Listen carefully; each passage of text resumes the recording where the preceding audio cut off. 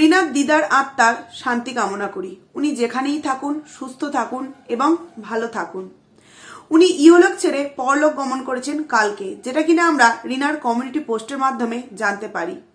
তারপর আজকে রিনার ভিডিও, রিনার চোখের ওই জল দেখে সত্যিই খুব কষ্ট লাগছিল, কিন্তু কোথাও না কোথাও মনে হচ্ছিল যে যদি আজ রিনা পাশে থাকতো তাহলে হয়তো তার মনের মধ্যে যে একটা যে ক্ষোভ রয়ে গেল, যে দিদার শেষ মুহূর্তে আমি থাকতে পারলাম না, যেখানে সবাই উপস্থিত ছিল আমি থাকতে পারলাম না, যেখানে কিনা আমার মাসি 16 বছর পরও কতটা ভাগ্যের জোর, কতটা কপালের লিখন, যে 16 বছর পর এত দূরে থাকার পরেও সেই মেয়ে রিনার মাসি এসেও নিজের মায়ের কাছে শেষ সময়, শেষ নিঃশ্বাস ত্যাগের সময় থাকতে পেরেছিল। কিন্তু রিনা তো এত কাছ থেকে সেই দিনকেই চলে এলো।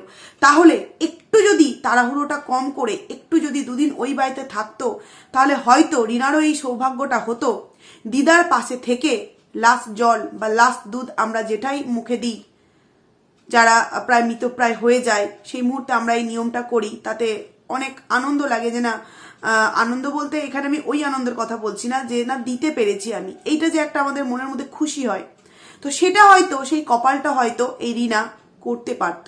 কিন্তু তার এই তাড়াহুড়ো, তার এই যে বাড়ির প্রতি একটা টান, এবং সেই টানের পেছনে অ্যাকচুয়ালি রিজনটা কি, আশা করছি তোমরা বুঝতেই পারছো। না, এই ভিডিওতে আমি রিনার কোনো রকম কোনো নেগেটিভ দিক তুলে ধরতে চাই না, কারণ সে এখন সত্যিই কষ্টে আছে, দুঃখে আছে। কারণ আমরা প্রত্যেকেই জানি, দিদা দাদুই বলো, ঠাকুমা দাদুই বলো, এরা হচ্ছে আমাদের কাছে অনেকটা অনেকটা অনেকটা আদরের একটা জায়গা।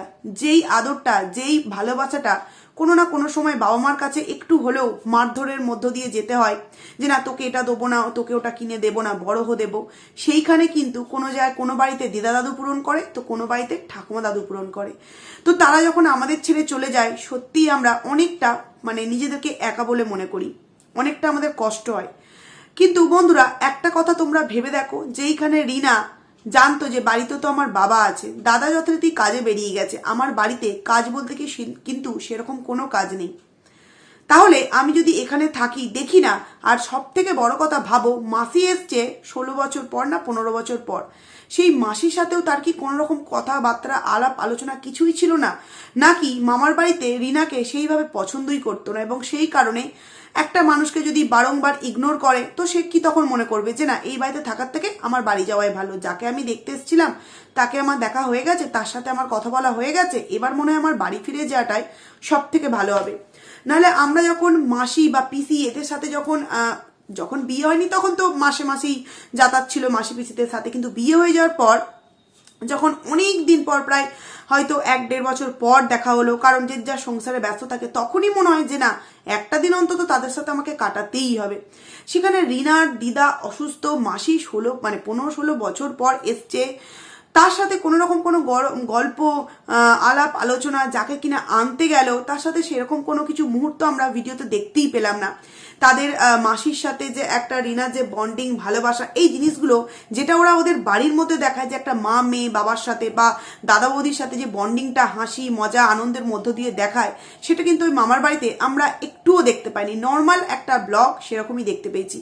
হ্যাঁ, এখানে তোমরা অনেকেই কমেন্টস করতে পারো, একটা বাড়িতে যখন একটা মানুষ অসুস্থ থাকে, তখন তাদের বাড়িতে হাসি খুশি ভিডিও কখনোই তুমি পাওয়ার আশা করো না। না, এটা কিন্তু ভুল। রিনা নিজের মুখেই বলেছে যে ডক্টরের ওষুধ খেয়ে দিদা এখন সুস্থ আছে, এবং রিনাও যথেষ্ট আনন্দ সহকারী চার্চে গেছিল, বৌদির বাড়ি মাংস ভাত দিয়ে ভাত পর্যন্ত খেয়েছিল। তাহলে ভাবো, দিদা যদি সত্যি খুব অসুস্থ থাকতো, তাহলে কি দিদাকে নিজের দিদার বাড়িতে ফেলে রেখে, সবার কাছে রেখে, ও কি বৌদির বাড়িতে গিয়ে মাংস ভাত এবং সন্ধেবেলা চার্চ দেখতে যাওয়া, মেলা দেখতে যাওয়া, এনজয় করা, খাওয়া দাওয়া, এইগুলো করতে পারতো? কে জানে বাবা, এটা তো আমরা হলে পারতাম না, রিনা তো হয়তো হলেও হতে পারে। সেখানে নিশ্চয়ই তার দিদার মধ্যে শরীরে অসুস্থ তো একটা ভাব ছিলই, শুধুমাত্র বয়সজনিত কারণে তার মৃত্যু হয়েছে। হ্যাঁ, এটা যেমন একদিকে ঠিক যে বয়স যথেষ্ট হয়েছে, বয়সজনিত কারণেই মৃত্যু হয়েছে, তবুও আমার কোনো জায়গায় মনে হয়েছে যে হয়তো যদি একটু ডক্টরের কাছে নিয়ে যাওয়া হতো, হসপিটালে অ্যাডমিট করা হতো। কেন? কারণ রিনা বলিছে যে খাওয়া দাওয়া একদম ছেড়ে দিয়েছে, সারাদিন নাকি জল খেয়ে থাকছে। তো সেখানে অনেক সময় হয় যে হসপিটালে অ্যাডমিট করলে, সেলাইন চললে বা অনেক কিছু করলে সুস্থ হয়ে যায়। তো যাকে মানুষের কপালের লিখন তো কেউ কখনো পরিবর্তন করবে না। দিদার আয়ু এইটুখানেই ছিল, তো এইখানেই দিদার শেষ নিঃশ্বাস ত্যাগ করেছেন। তো তবে একটা বিষয় আমার বড্ড খটকা লেগেছে, যেটা কিনা রিনার কালকের ভিডিওতে আমি শুনেছি, কালকের ভিডিওতে আমি সেটা বলিনি। রিনা একবার বলল যে সারা রাত কালকে জেগেছিলাম, কি না দিদা মাঝরাতে উঠে মানে রাত 12টার সময় উঠে বলছে যে আমার খিদে পেয়েছে, মুড়ি দিলাম, ছাতু দিলাম, জল দিলাম, এই করেছি সারা রাত মানে সবাই মিলে। তো দিদার খিদে পেয়েছে, দিদা নিজের মুখে খাবার চেয়েছে।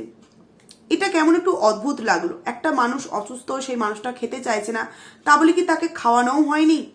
এবং তখনও কিন্তু দিদার মধ্যে সেই সেন্সটা ছিল, না হলে নিজে থেকে কিন্তু গ্যাসের বা অম্বল যেটা আমরা বলি অ্যাসিডিটি, এই ওষুধ কিন্তু চেয়ে নিজে খেত না। রিনা নিজের মুখেই বলেছে যে দিদা এই সমস্ত খাওয়ার পর কিন্তু একটা অ্যাসিডিটির মানে অম্বলের ওষুধ পর্যন্ত চেয়ে খেয়েছে।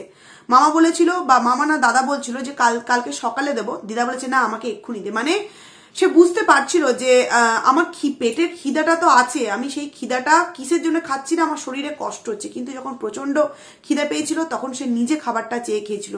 তারপর সে ভয়ে যে এই খাবারটা খাওয়ার জন্যই আমার শরীর আরো অসুস্থ হয়ে যাবে না, তো সেই কারণে একটা অম্বলের ওষুধ পর্যন্ত মানে অ্যাসিডিটির ওষুধ পর্যন্ত চেয়ে খেয়েছিল।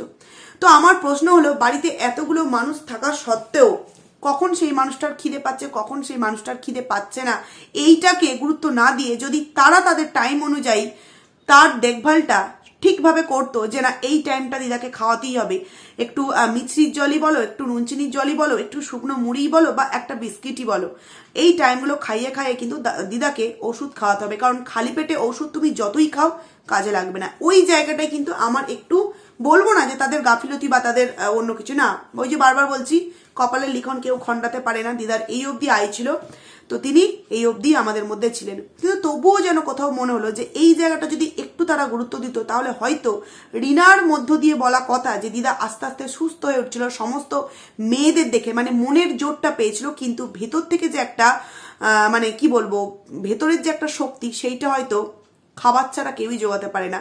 মনের শক্তিটা তো চারিপাশের মানুষজন, মেয়ে সন্তান নাতিপুতি সবাই জোগাতে পারে, কিন্তু খাওয়ার যে একটা আলাদা শক্তি, সেইটা হয়তো আরেকটু গুরুত্ব দিলে হয়তো আমাদের মধ্যে দিদা আরো কিছুদিন হয়তো থাকতো। তো যাই হোক, যেটা হয়ে গেছে সেটা নিয়ে তো বারংবার বলা ঠিক নয়।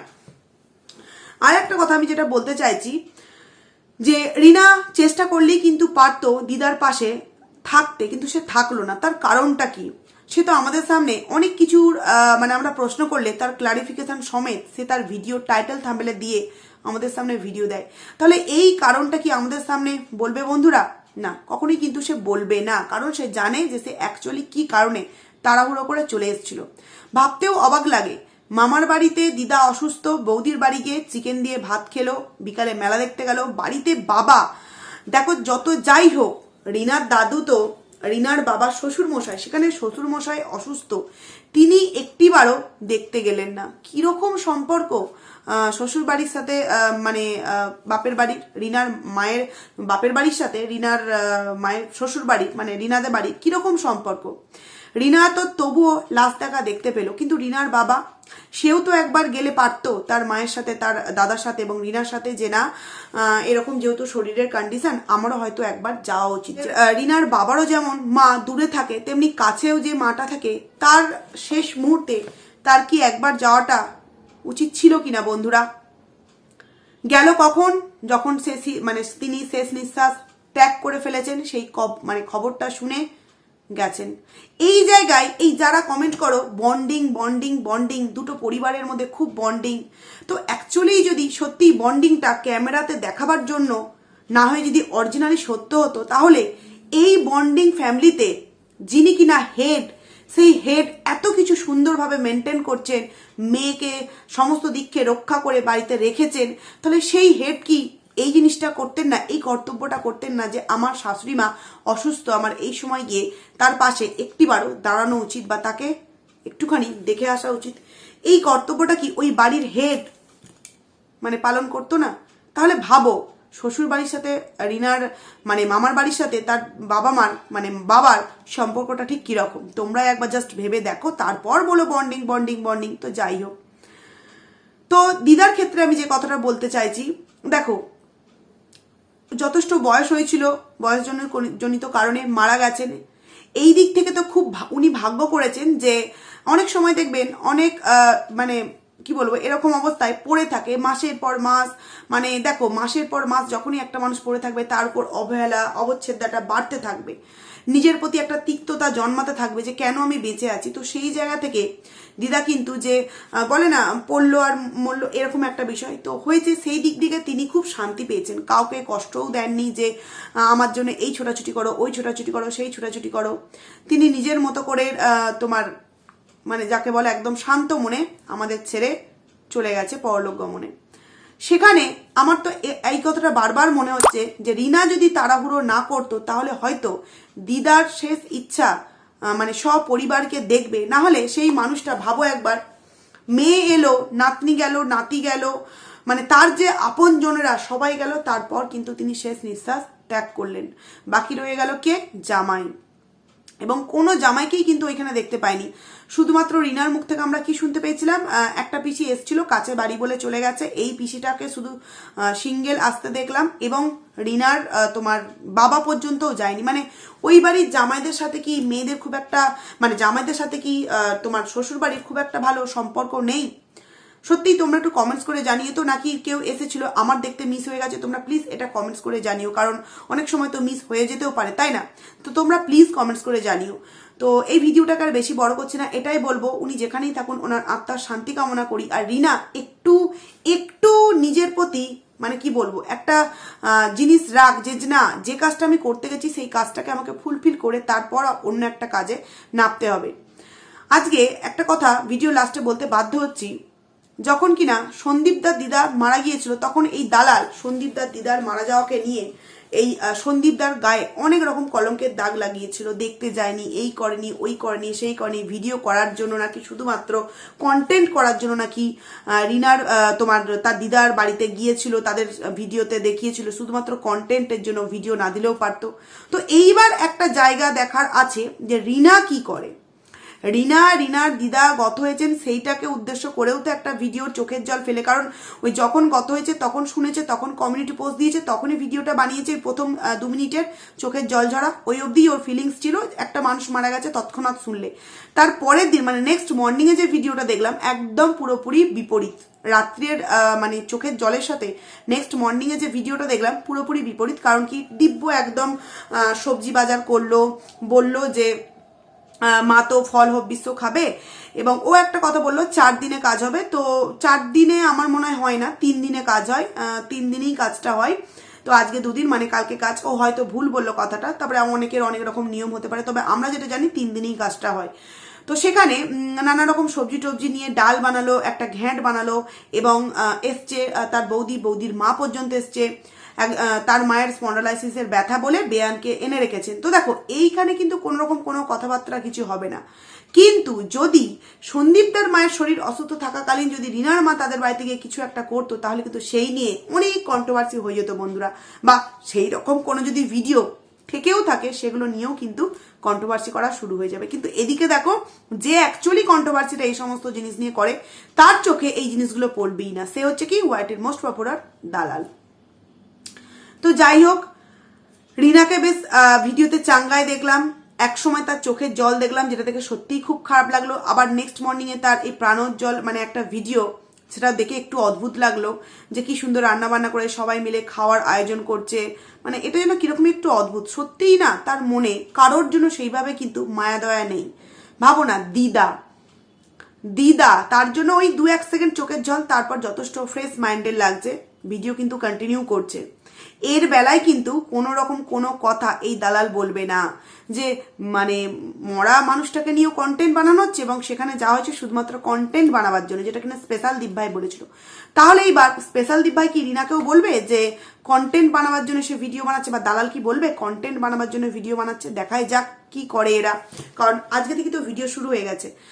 কালকে মায়ের 3 দিনে কাজ হবে, তার মা করবে দিদার কাজটা, সেটাও হয়তো আমরা ভিডিওতে দেখতে পারবো। তো যাই হোক, আমরা ভিডিওর ওয়েট করছি কতক্ষণে ভিডিও আসে। তো চলো বন্ধুরা, ভিডিওটাকে আমি এখানেই এন্ড করছি। খুব তাড়াতাড়ি তোমাদের সামনে আবারও নতুন একটা ভিডিও নিয়ে দেখা করছি। ততক্ষণের জন্য তোমরা কিন্তু খুব ভালো থেকো। চলো, টাটা।